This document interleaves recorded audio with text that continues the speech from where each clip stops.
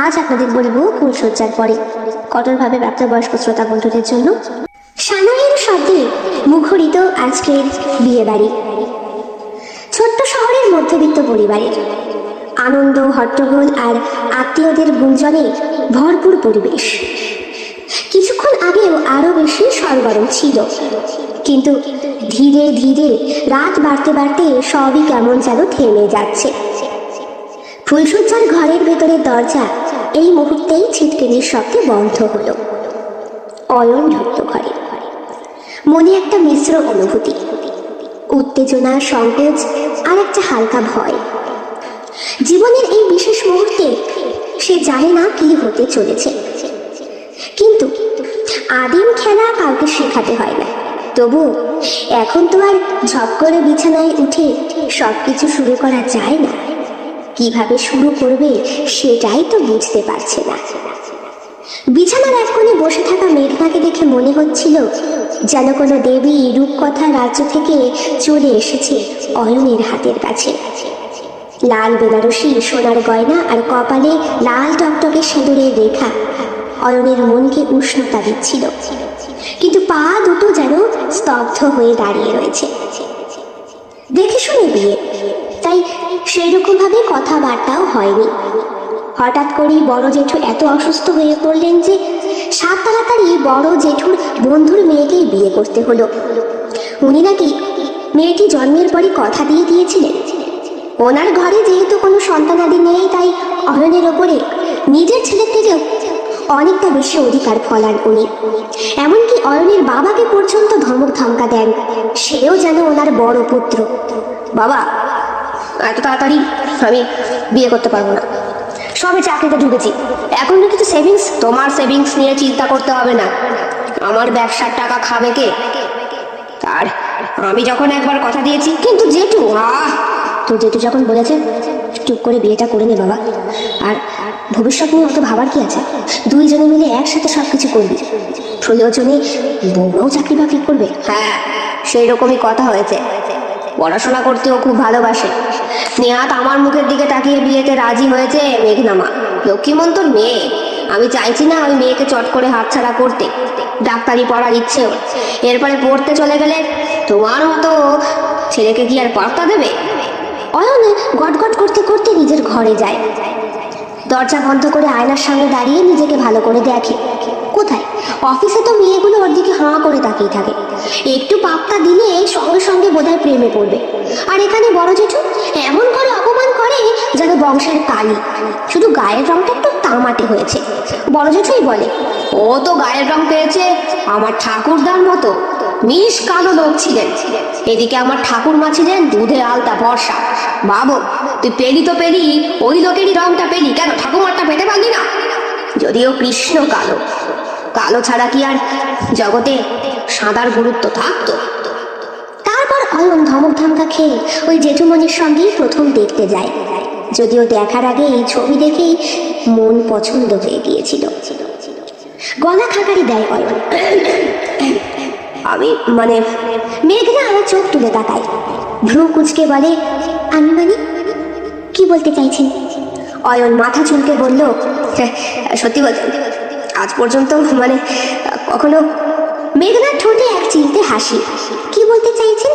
কারোর সঙ্গে রাত কাটাননি তাই তো? এটা বলতে তো লজ্জার কি আছে? অয়ন একটু অপ্রস্তুত হয়ে বলল, আসলে আমি ভাবলাম তুমি যদি। মেঘনা এবার সরাসরি চোখের দিকে তাকায়। ওর পটল চেরা চোখের কাজল আর চোখের মণি অয়নের বুকে তীর ঢুকিয়ে দেয়। কি বলতে চাইছেন আমি কারোর সঙ্গে রাত কাটিয়েছি?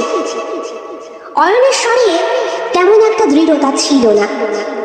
এখন সে ভয় পেল, রীতিমতো কণ্ঠ তার কাঁপছে।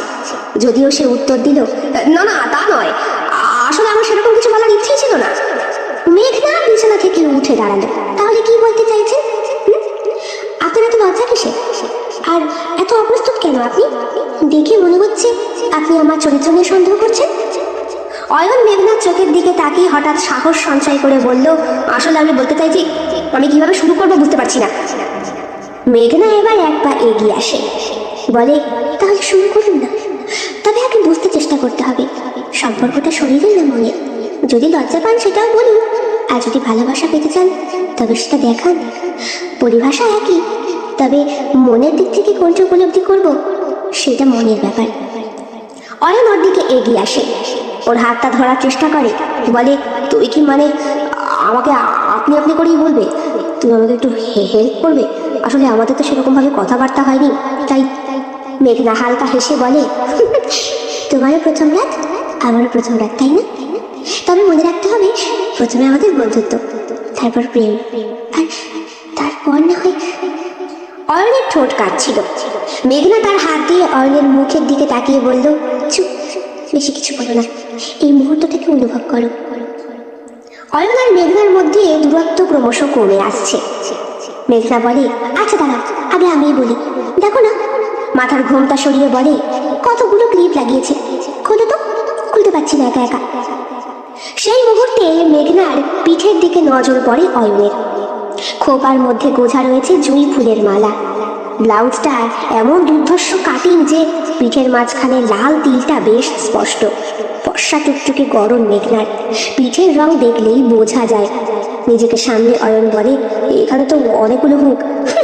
আমি হুক বলিনি, ক্লিপ খুলতে বলেছি। চুলের দিকে আগে তাকাও মশাই। অয়ন লজ্জা পেয়ে যায়।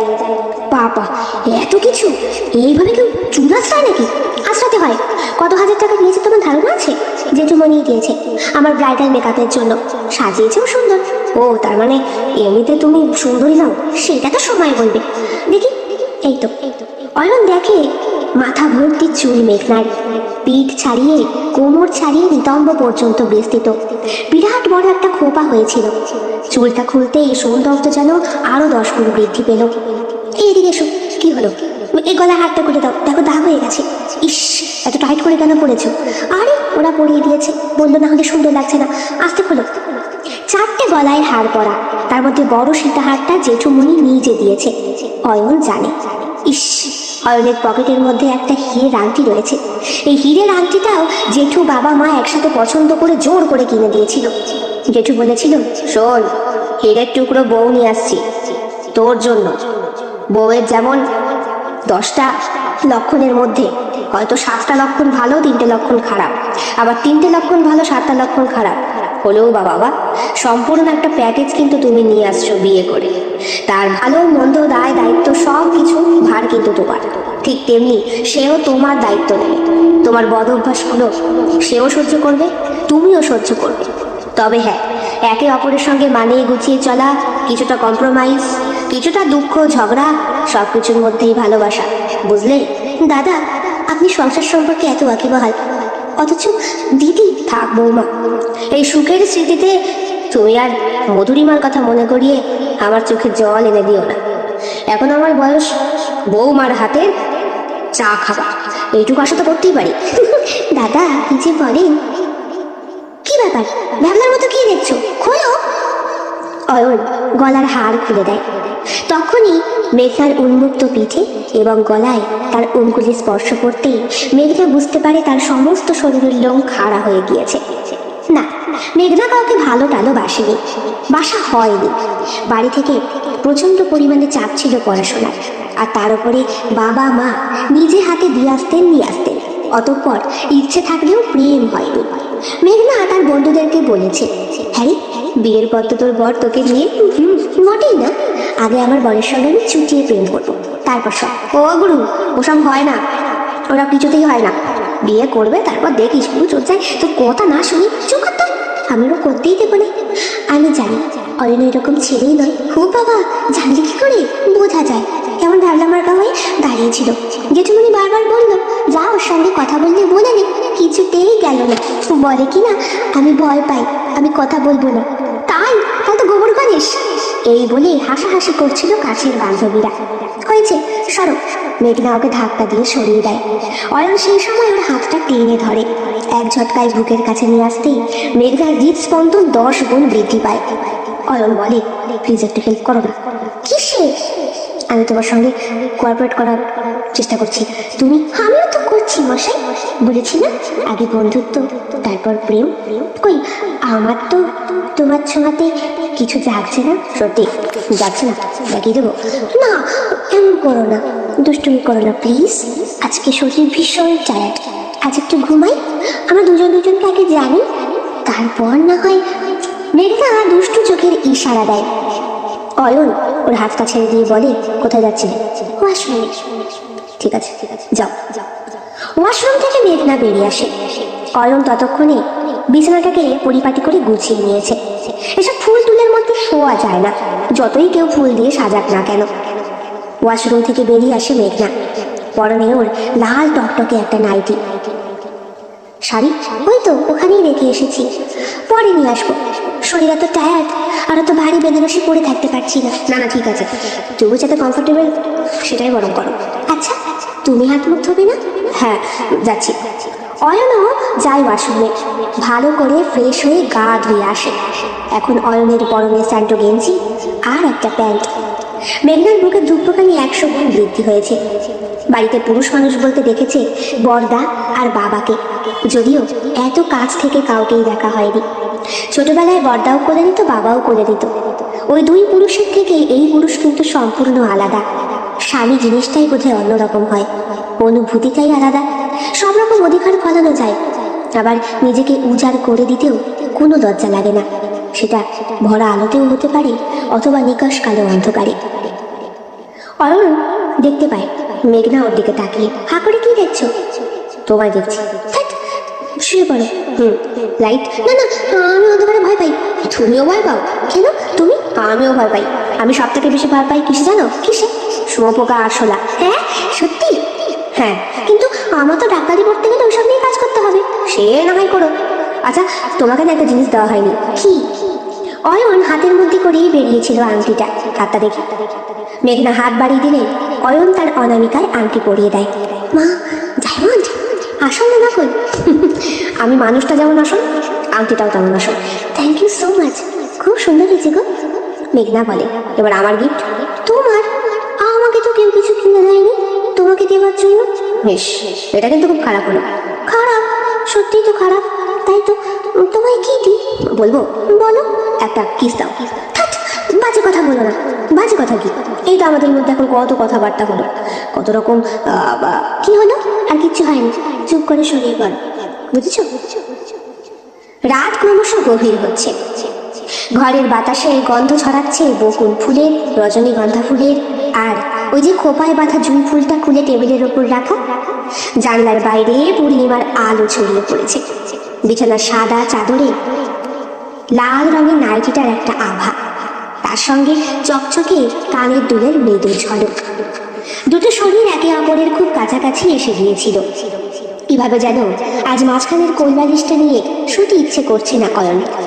বারবার মনে হচ্ছে এই মানুষটাকে জাপটে ধরে ঘুমোই না, তবু হাত যেন নিজেকে সরিয়ে দিচ্ছে বারবার। বলা যায় না, যদি মেঘনা খারাপ মনে করে। তবু গলায় সাহস নিয়ে অয়ন বলল, ঘুমিয়ে পড়েছ? না। কিছু বলবে? না মানে তোমার একটু অস্বস্তি হচ্ছে না? অস্বস্তি কোথায়? না তো। না মানে প্রথম কেউ আমার পাশে শুয়েছে। আসলে আমি একা শুতে খুব পছন্দ করি, কাউকে পাশে নিয়ে শুতে পারি না। ঘুমের করে আমার হাত পা খুব চলে তো। ও তাহলে আমি নিচে নিয়ে শুচ্ছি। আমি আমি আমি তাই বলেছি? তাহলে কি আমার কি বিছানায় স্থায়ী হবে না নাকি? আমি কালকেই জেঠুমণিকে বলবো। খবরদার এসব কিন্তু করো না। আমি বলবো বলবো বলবো। শুয়েছিল মেঘনা পাশ ফিরে। অয়ন তাকে সামনে ঘুরিয়ে মুখের ওপর হাত চেপে দিয়ে তার উপরে উঠে পড়ে। এরকম একটা দৃশ্যের জন্য প্রস্তুত ছিল না দুইজনেই, কিন্তু হঠাৎ এতটা কাছাকাছি চলে আসায় মেঘনা আর অয়নের হৃদস্পন্দন স্তব্ধ হয়ে যায়। নিঃশ্বাস ক্রমশ যেন বৃদ্ধি পেতে পেতে হাড়টাই বুকের বাইরে বেরিয়ে আসবে। মেঘনা ওর কাছ থেকে সরে যাবার চেষ্টা করে। অয়নও ও ঠোঁটের ওপর থেকে হাতটা সরিয়ে ওর বাঁ দিকের গাল ঘেঁষে হাত দিয়ে ধরে নিজের ঠোঁটটা ওর ঠোঁটের প্রচন্ড কাছে নিয়ে আসে। আসলে সে ডুবে যায় ওর রাঙা ঠোঁটের মাঝে। মেঘনা শত বাধা দেবার চেষ্টা করলেও আর পারে না। কেঁপে উঠছিল ওর হাত দুটো বারবার। শেষ পর্যন্ত নিজের হাত দুটো নিয়ে অয়নের মাথার চুলটা শক্ত করে চেপে ধরে ও। কতক্ষণ জানে না, তবে অনেকটা সময় পর অয়ন যখন ওঠে তখন দেখে মেঘনার ঠোঁটের কোণা থেকে কেমন যেন লাল একটা কষের ধারা। তুমি এমন জোরে কামড়ালে ঠোঁট কেটে গেছে। এর আমি সকালে কি বলবো? ইস, ঠোঁটটাই তো কেটেছে। তুমি খুব দুষ্টু। বললাম আগে আমাদের মধ্যে কথাবার্তা হবে। পরিচয় হবে, তারপর মায়ের বিশ্বাস করো আমি বুঝতে পারিনি। আসলে আসলে কি, আসলে কোনোদিন কোনো মেয়ে ছেলের সঙ্গে শুনিনি তো। আমি মেয়ে ছেলে? ও ঠিক আছে, যা কথা বলবো না। মেঘনা আবার মুখ ঘুরিয়ে শুয়ে থাকে। অয়ন বলে, কথা বলবে না? দেখে আবার একটু আদর খাওয়ার ইচ্ছে। বড্ড অসভ্য তুমি, সরো। মেঘনা এবার অয়নের কাছে এগিয়ে আসে, ওর বাঁ হাতটা প্রসারিত করে তার মধ্যে মাথা দেয়, অয়নের বুকের ওপর হাত রাখে আর পা তুলে দেয় গায়ের ওপরে। কি আমি কোলবালিশ? শক্তপোক্ত কোলবালিশ। তুমি মানুষটা দেখে নরম সরম মনে হয়, কিন্তু পিজায় শক্তপোক্ত। তাই আর কিছু দেখতে চাও? না না না, আজ এই পর্যন্তই। আমার ভয় করে। কিসে? ভালোবাসা? জানি না, খুব ভয় করে। বান্ধবীরা এক একজন বলে তো, তাতেই ভয় করে। কাকে ভয় করে? আমাকে? বলা যায় না, করতেই পারে। আর কোনো আমার শরীর খুব টায়ার্ড, এখন ঘুমাও তো। বাকি বাকি কথা পরে হবে। বাকি কথা না বাকি কাজ? ওই হলো, তোমার এরকম ভালো লাগছে না। আগে আমাদের মধ্যে ঠিক আছে, আগে বন্ধুত্ব হবে, তারপর সব, তাই তো? কিন্তু তার মধ্যেখানেও যদি আমার হাত দুটো আলগা হয়ে যায়, বাজে কথা বলো না, আমি কিন্তু রাগ করবো। আচ্ছা মেঘা, তুমি কি রং পছন্দ করো? লাল। আমার লাল খুব ভালো লাগে। তোমার? নীল। বাহ, লালের পাশে নীল। আচ্ছা তুমি কি খেতে ভালোবাসো? আমি আমি চাইনিজ খেতে পছন্দ করি। তাই? সত্যি? আমারও fried rice, chilli chicken, chowmein খুব ভালো লাগে। ভালোই হলো, তাহলে একসঙ্গে প্রায় দিনই খেয়ে আসা যাবে। না না, বেশি ফাস্ট ফুড খাওয়া ঠিক না আবার। তোমার নাকি ছোটবেলায় পেটে খুব গ্যাসের সমস্যা ছিল? কে বললো? জেঠু বলেছে। আর এও বলেছে তোমার জন্য সবসময় লাইট খাবার করতে। যদিও রান্না বান্না করার কথা আমায় কেউ কিছু বলেনি। তাহলে তুমি রান্না করবে না কেন? রান্না না করলে কিছু বউ হওয়া যায় না? রান্না না করলে বউ হওয়া যায়, বাসন না মাজলে বউ হওয়া যায়, ঘরদোর না গোছালেও বউ হওয়া যায়। কিন্তু অয়ন পাশ ফিরে আবার ওকে জড়িয়ে ধরতে যাচ্ছিল। মেঘনা বলে, একদম সরবে না। ওই খাটের কোনায় কিন্তু সে দিয়ে শুয়ে থাকবে, মাঝখানে কিন্তু কোন বালিশের বেড়া পড়ে যাবে, বলে দিচ্ছি। সরি সরি, চুপ করে ঘুমো। কথা বলতে বলতে কখন যেন দুটো মানুষ ঘুমিয়ে পড়েছে, হুঁশ নেই তাদের। অয়নও তৃপ্তি ভরে ঘুম নিচ্ছে আজ, অনেকদিন পর।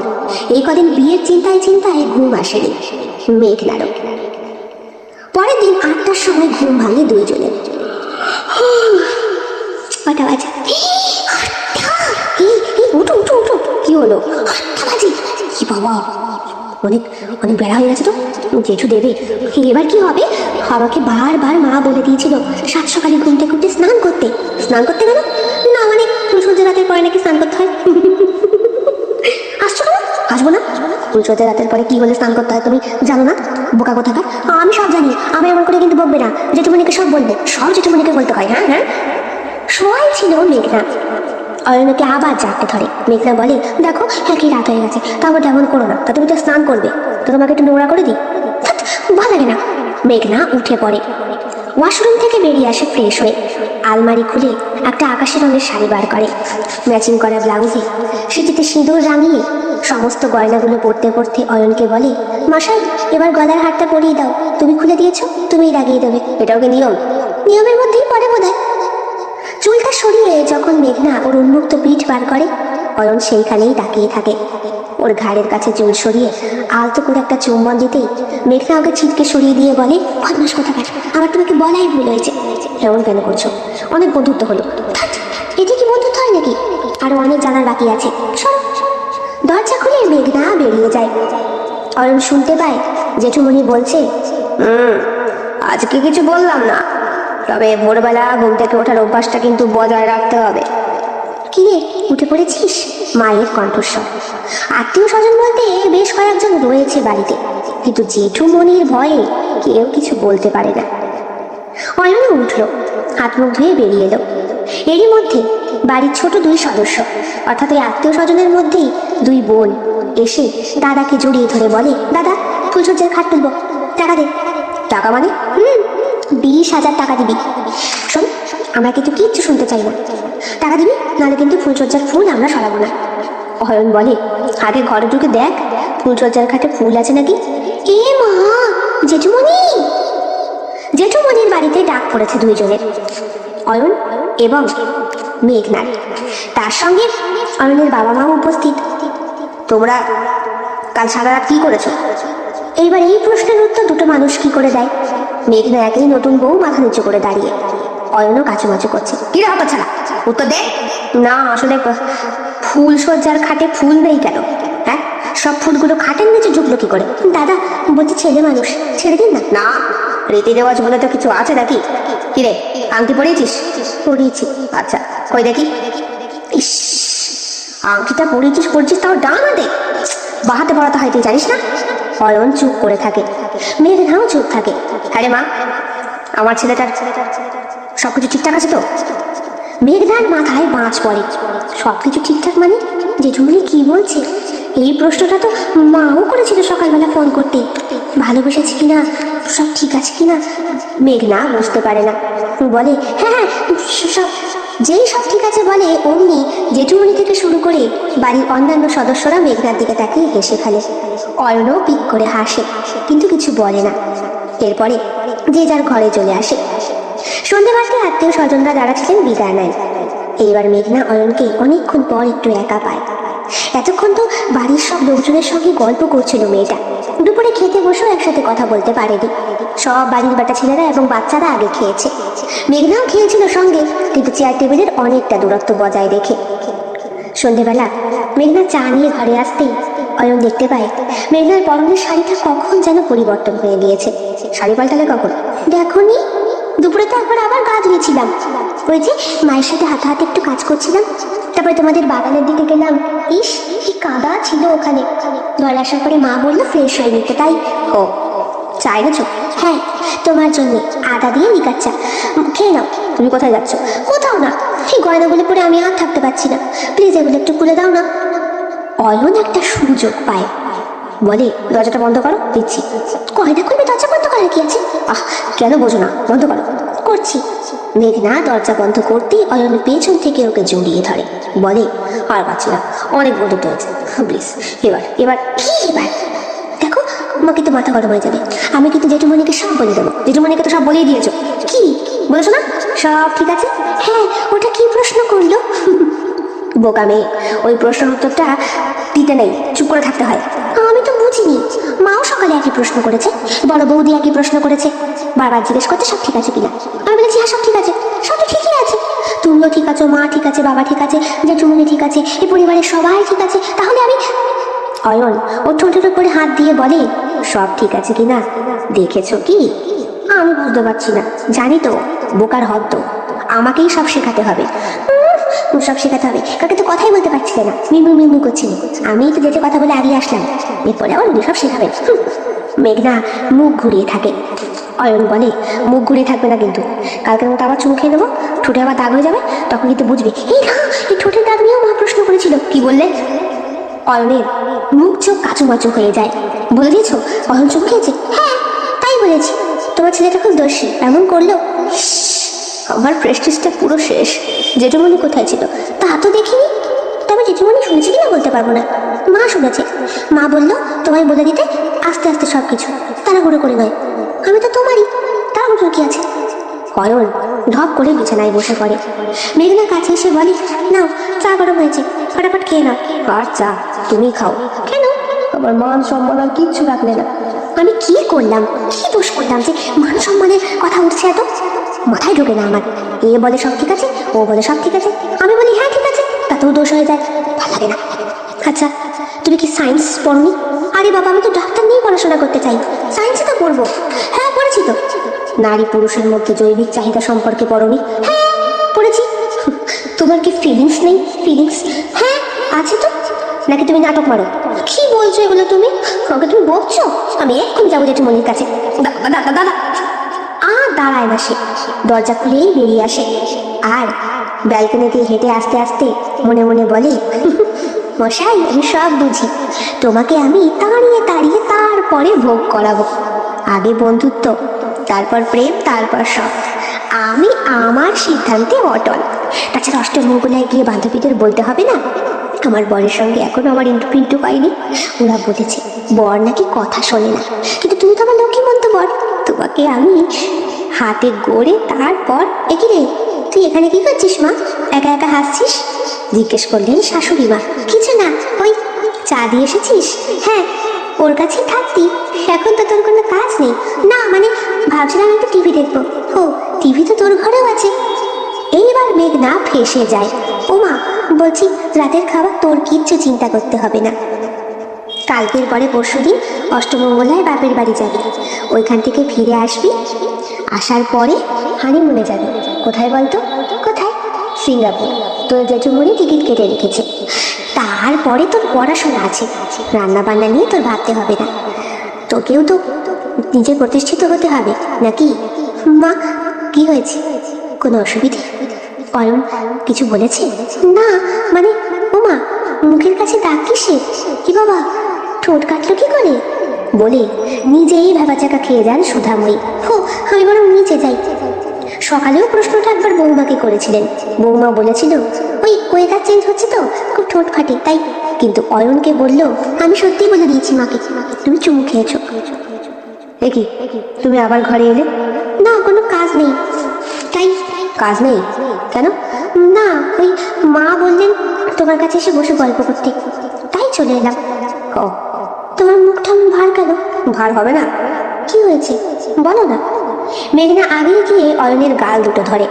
অয়ন বলে, তুমি কি সব করো, আমাকে সবার কাছে ছোট করছো। বলো তো, তোমার ওর মধ্যে কিছু হয়েছে? মশাই, তুমি কেন এরকম বলো আমাকে? আমি তো বুঝতে পারছি না কে রে কি বলছে। বুঝতে হাতে দিলে তো বুঝবে, বলে অয়ন।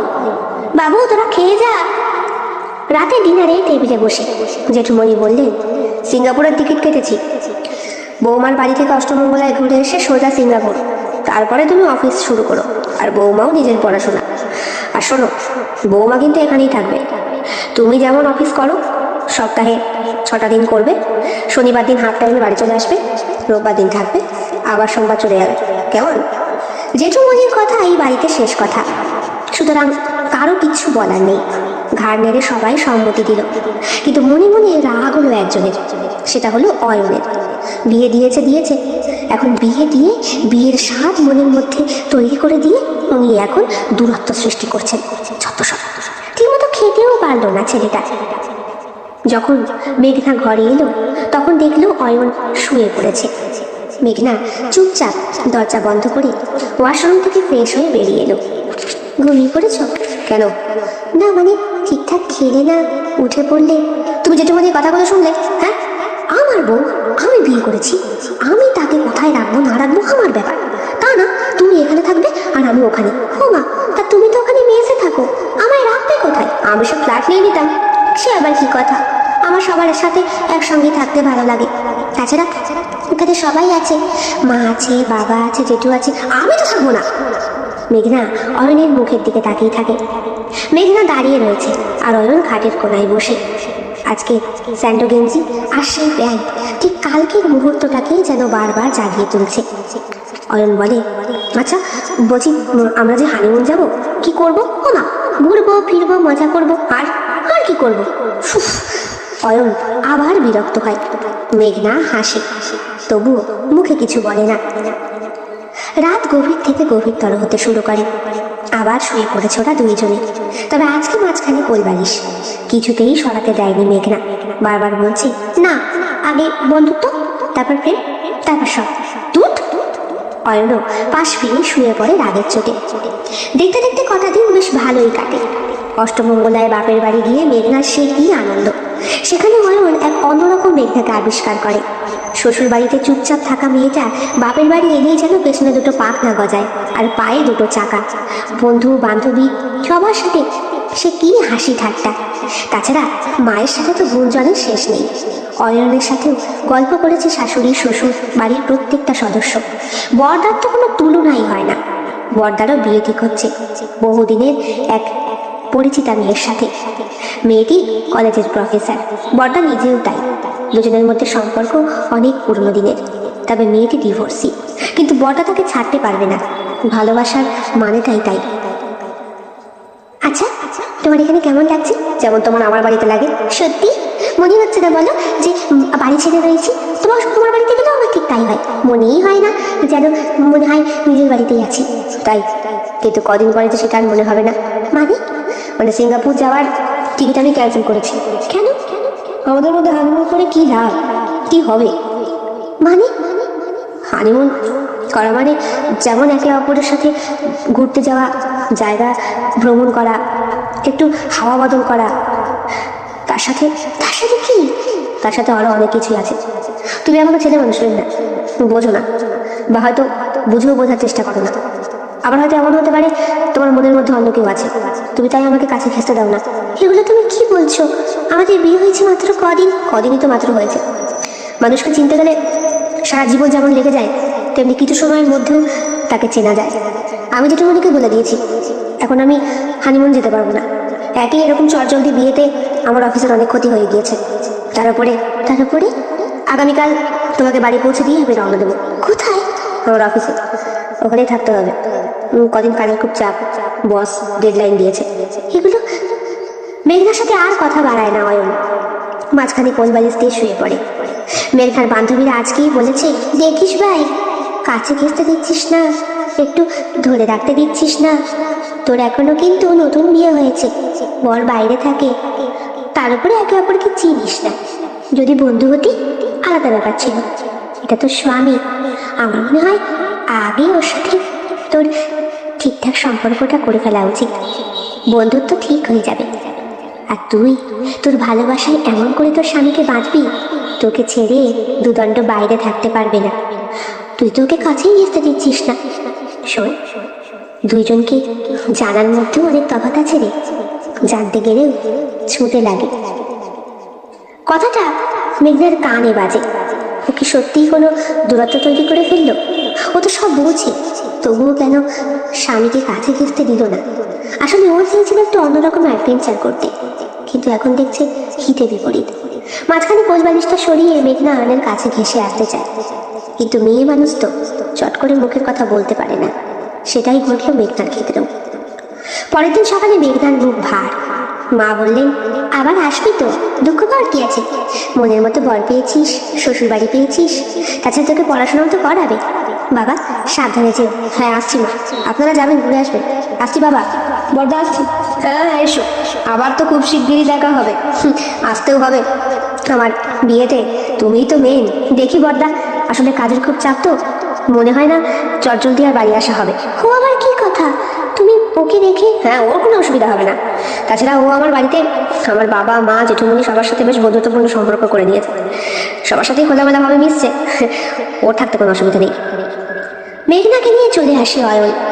বাড়ি আসার পরে জেঠুমনি আগে জিজ্ঞেস করলেন সব ঠিকঠাক আছে কিনা। মেঘনা হ্যাঁ বলেছে, অয়নও তাই। শুধু এটুকুই বলল, মা তাড়াতাড়ি এক কাপ চা করে দাও তো।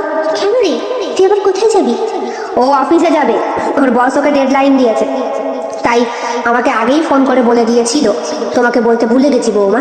ও আচ্ছা, আমি এক্ষুনি দিচ্ছি বাবা, একটা ব্যাগপত্র আমি গুছিয়ে দিচ্ছি মা, বলে মেঘনা। ঘরে আসে অয়ন, ভালো করে ফ্রেশ হয়, আলমারি খুলে পছন্দের জামা কাপড়ের সেট বার করে। বলে, ব্যাগ গুছিয়ে দিয়েছ নাকি আমি গুছিয়ে নেব? মেঘনা খাটের কোনায় চুপ করে বসে, কি গো দিয়েছ? আসলে বলছি কি না, মানে আমি কি কোনো ভুল? কিসের ভুল? কোনো ভুল করনি তো। আর এটা তো আমার কাজ না করলে তোমায় বিয়ে করেছি, তোমার দায়িত্ব তো আমার সব কিছু, নাকি? শোনো না, কিচ্ছু বলার নেই এখন, আমার ট্রেনে দেরি হয়ে যাচ্ছে। মেঘনা পেছন দিক থেকে জড়িয়ে ধরতে যায়, তবুও পারে না। একটা দূরত্ব যেন 100 ক্রোশ মধ্যবর্তী স্থানকে আরো বেশি দূরত্বে বাড়িয়ে দিয়েছে। ব্যাগপত্র নিজের হাতে গুছিয়ে দেয় মেঘনা, চোখ থেকে টপ টপ করে জল পড়ে। একটা টান, একটা অদ্ভুত টান বুকের মাঝখানটাকে চিরে দিচ্ছে বারবার। বুক ফাটছে কিন্তু মুখ ফাটছে না। অয়ন সবাইকে প্রণাম করে। মেঘনার কাছে এগিয়ে এসে মেঘনার মাথায় হাত রেখে বলে, সাবধানে থেকো, নিজের শরীরের খেয়াল রেখো, আর ফোন করলে রিসিভ করো। আর হুটহাট তুমি ফোন করলে আমি নাও ধরতে পারি, কাজে ব্যস্ত থাকবো তো, নিজের খেয়াল রেখো কিন্তু। হ্যাঁ, আর সাবধানে থেকো। ও দেখি, ডান হাতের অনামিকা থেকে আংটিটা খুলিয়ে বাঁ হাতের আঙুলে পরিয়ে দেয়। হয়তো সবার সামনে এইটুকু স্পর্শ ছাড়া আর কিছু করতে পারলো না অয়ন, অথবা করতে চাইলো না। অয়ন পৌঁছে যায়। পৌঁছানোর পরে বাড়ির সকলকে ফোন করে। মেঘনাকে ফোন না করে একটা SMS করে। মেঘনার বুকে তখন কিন্তু প্রবল ঝড় উঠেছে, শরীরের মধ্যেও শুরু হয়েছে একটা অনবদ্য আমচান। ভালো লাগছে না, কিচ্ছু ভালো লাগছে না। ক্ষণিকের দূরত্ব যেন 100 বছরের দূরত্বের থেকেও বেশি। চোখ দুটো কেমন যেন হচ্ছে মানুষটাকে একবার দেখতে পাওয়ার জন্য। কদিনের অভ্যাসে কোলবালিশটার বদলে ওই শরীরটাকে দরকার লাগছে। মনে হচ্ছে যদি একটু আষ্টে পৃষ্ঠে ধরে ঘুমোতে পারতাম বুকে মাথা রেখে, তাও বোধহয় একটা শান্তি। সেটাও হচ্ছে না, কারণ আজকে বিছনাটা ফাঁকা। কোলবালিশ দুটো দাঁত বের করে হাসছে মনে হচ্ছে মেঘনার দিকে তাকিয়ে। রাতে খাওয়া দাওয়া ঠিকঠাক করতে পারলো না। জেঠুমনি আর মা বললেন, ওরে দুঃখ কিসের, তো চলে আসবে সামনের সপ্তাহ। সামনের সপ্তাহ? সামনের সপ্তাহে 7টা দিন যেন 70টা বছর। মা বললেন, আমি আজকে তোর সাথে ঘুমোই, চল। না না মা, আমি পারবো। কেন? শাশুড়ি মাকে নিয়ে যা মা, আজকে মায়ের সাথে ঘুমো। যতই হোক এতদিন থেকেছিস, বিয়ের পরে অভ্যাস বদলেছে, এখন কি আর। মেঘনার চোখ থেকে জল বেরিয়ে আসে, কান্না চেপে রাখতে পারে না। চোখের জল বাদ মানে না, চোখটাকে ঢেকে চলে আসে ঘরে। মা বললেন, কি হয়েছে বলো তো? বিরহ বিরহ, ছেলেরও তাই। আমার মনে হচ্ছে ওদের মধ্যে স্বামী স্ত্রীর সম্পর্কটা এখনো হয়নি। কি বলো? ঠিকই বলছি। ছেলেও রাগ করে তেজ দেখিয়ে চলে গেল, আর এদিকে বৌমা বিরহে মরছে।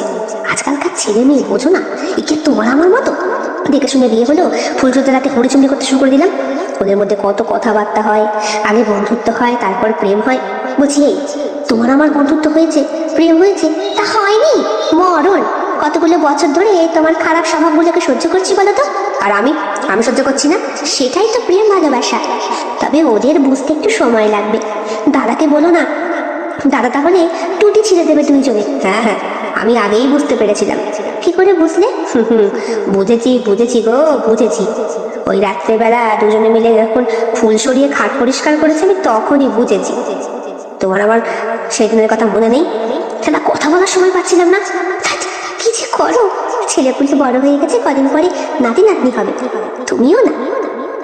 মেঘনা ঘরে এসে দরজা বন্ধ করে দেয়, হাতে ফোনটা নিয়ে বারবার ফোন করার চেষ্টা করে। ফোনের ডিপিতে তখন দুইজনের ছবি। সিঁথি রাঙিয়ে দিচ্ছে অয়ন, আর মেঘনা চুপ করে রয়েছে। লাল টকটকে সিঁথিতে কদিনের আইবুড়ো মেঘনাকে আজ কত রূপবতী লাগছে। নিজেরই অজান্তে নিজের ছবি দেখে বাহ শব্দটা বেরিয়ে আসে ওর। ফোন করবে কি একটা? না, আচ্ছা ফোন করতে ইচ্ছে করছে না, মনটা এত খারাপ। রাতে চুপ করে শুয়ে রয়েছে মেঘনা। রাত তখন প্রায় 11:30 12টার কাছাকাছি হবে। হঠাৎ দরজায় কলিং বেলের শব্দ। সবাই ঘুমিয়ে পড়লেও মেঘনার চোখে ঘুম নেই। সে বিছানায় চাদর আঁকড়ে পড়ে।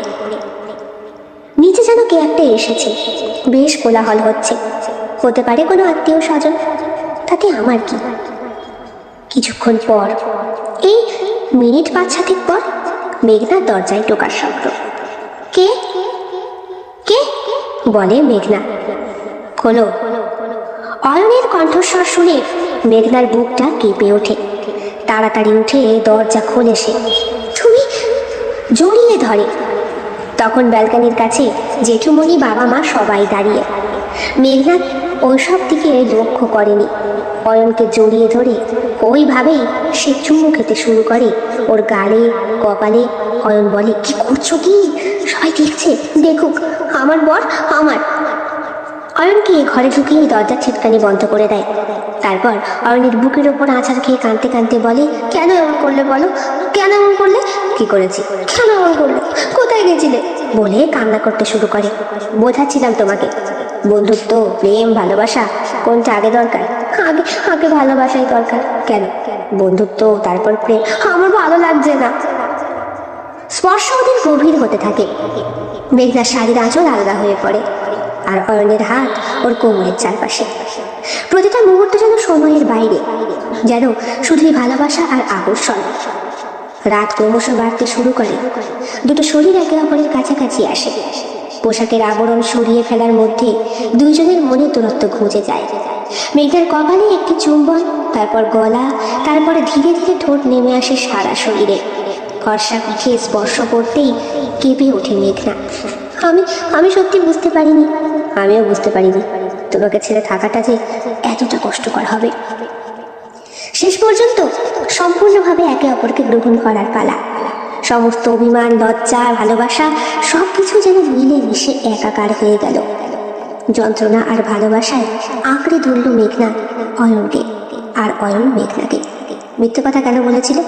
কি আগে বন্ধুত্ব তারপর প্রেম? আমার ধারণা ভুল। আমাকে ভালোবাসো, শুধু ভালোবাসো। তোমার মতো ভালোবাসার মানুষ থাকলে প্রেম, বন্ধুত্ব সব ঠিক হবে।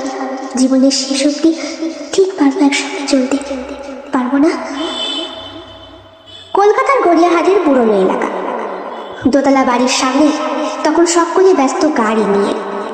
রীতিমতো হই হুল্লোড় পড়ে গিয়েছে।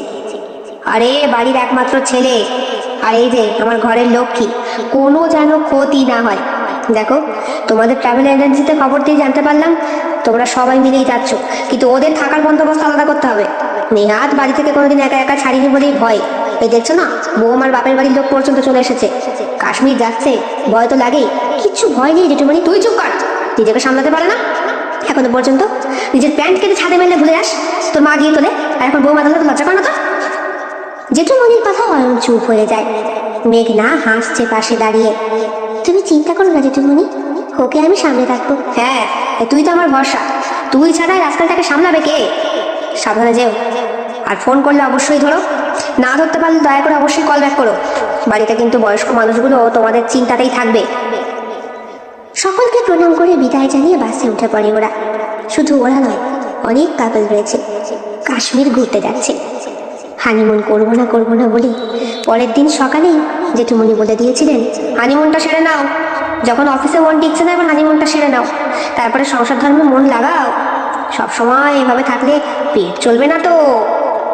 জেঠুমণির কাছ থেকে সমস্ত রকম সাহায্য পেয়ে ওরা ঘুরতে চলে গেল কাশ্মীর। গাড়িতে উঠে অয়নের বুকে মাথা রেখে চোখটা পরম তৃপ্তিতে বুঝে মেঘনা বলে, হ্যাঁ গো, কেমন সবকিছু বদলে গেল না? বিয়ের পর সব অন্যরকম হয়ে যায়, তাই না? হয়তো, তবে হ্যাঁ, জীবনে তোমার মতো যে একটা বন্ধুত্ব পেয়েছি, একটা গাঢ় বন্ধু, যে কিনা সব দিকে সব রকম ভাবে আমার সঙ্গে থাকবে। আমার প্রেম, অপ্রেম, দুঃখ, অভিমান, ঝগড়া, ভালোবাসা সব কিছুতে, সেটা বোধ হয় ফুলসজ্জার পরেই জানা সম্ভব হয়। সবসময় শুধু অসভ্য কথা। শেষ হলো আজকের গল্প। আমি আশা করি একটি নতুন অনুভূতি এবং ভাবনা নিয়ে ফিরে যাবেন আপনারা। প্রতিটি গল্প এবং চরিত্রের মধ্যে দিয়ে আমি আপনাদেরকে একটি অনন্য ভ্রমণে নিয়ে যাবার চেষ্টা করেছি। এই কল্পনার জগতে আমরা একসাথে বিভিন্ন অভিজ্ঞতার সাক্ষী হয়ে উঠলাম। আপনারা যদি এই গল্পগুলো উপভোগ করে থাকেন এবং কিছু ভাবনার খোরাক পেয়ে থাকেন, তবে অবশ্যই আমার পরবর্তী কল্পনার গল্পের জন্য অপেক্ষা করবেন। ধন্যবাদ, এবং এই যাত্রা আপনাদের অবশ্যই অব্যাহত রাখুন। কেমন লেগেছে আজকের নিবেদন? কমেন্ট বক্সে কমেন্ট করতে একদম ভুলবেন না। ভালো লাগলে অবশ্যই লাইক করবেন, শেয়ার করবেন।